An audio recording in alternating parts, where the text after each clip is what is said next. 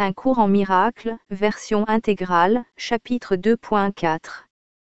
La séparation et l'expiation. 4. La guérison comme délivrance de la peur.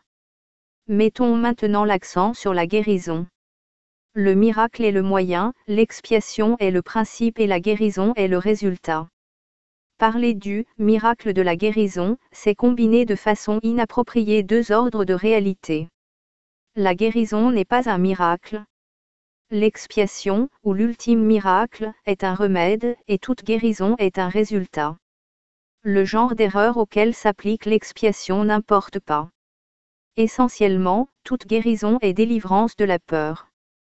Pour entreprendre cela, tu ne peux pas toi-même avoir peur. Tu ne comprends pas la guérison à cause de ta propre peur.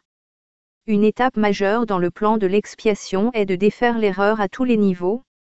La maladie ou la non-justesse d'esprit est le résultat d'une confusion de niveaux, parce qu'elle entraîne toujours la croyance que ce qui ne va pas à un niveau peut en affecter un autre défavorablement. Nous avons parlé des miracles comme du moyen de corriger la confusion de niveaux, car toutes les erreurs doivent être corrigées au niveau où elles se produisent. Seul l'esprit est capable d'erreur. Le corps ne peut agir faussement qu'en réaction à une pensée fausse. Le corps ne peut pas créer, et c'est la croyance qu'il le peut, une erreur fondamentale, qui produit tous les symptômes physiques. La maladie physique représente une croyance en la magie. Toute la distorsion qui a fait la magie repose sur la croyance qu'il y a dans la matière une faculté créatrice que l'esprit ne peut contrôler. Cette erreur peut prendre deux formes, il est possible de croire que l'esprit peut mal créer dans le corps ou bien que le corps peut mal créer dans l'esprit. Lorsqu'il est bien compris que l'esprit, seul niveau de création, ne peut pas créer au-delà de lui-même, ni l'un ni l'autre type de confusion n'a plus besoin de se produire. Seul l'esprit peut créer parce que le pur esprit a déjà été créé, et le corps est un mécanisme d'apprentissage pour l'esprit.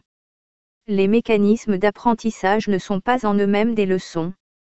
Leur but est simplement de faciliter l'apprentissage. Le pire que puisse faire l'usage erroné d'un mécanisme d'apprentissage, c'est de manquer de faciliter l'apprentissage. Il n'a pas en soi le pouvoir d'introduire des erreurs d'apprentissage proprement dites. Lorsqu'il est bien compris, le corps a ceci de commun avec l'expiation qu'il est invulnérable à toute application à deux tranchants.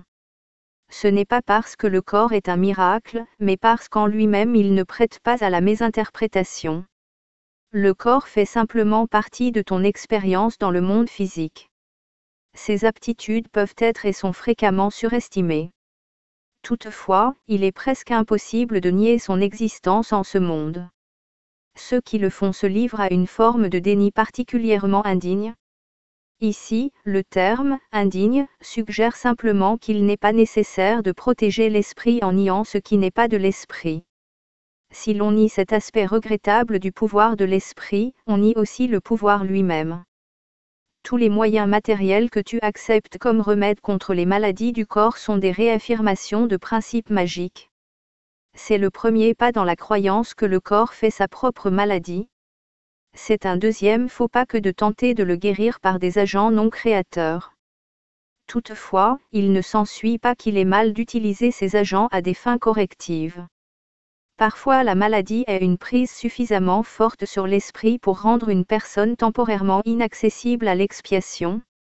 Dans ce cas, il peut être sage d'utiliser une approche de l'esprit et du corps qui représente un compromis, en donnant croyance temporairement à l'action guérissante de quelque chose d'extérieur.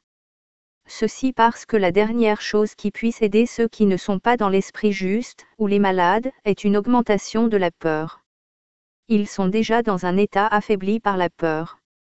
S'il était prématurément exposé à un miracle, il pourrait être saisi de panique. C'est ce qui risque d'arriver lorsqu'une perception sens dessus-dessous a induit la croyance que les miracles sont effrayants. Ce n'est pas dans la manière dont elle s'exprime que réside la valeur de l'expiation.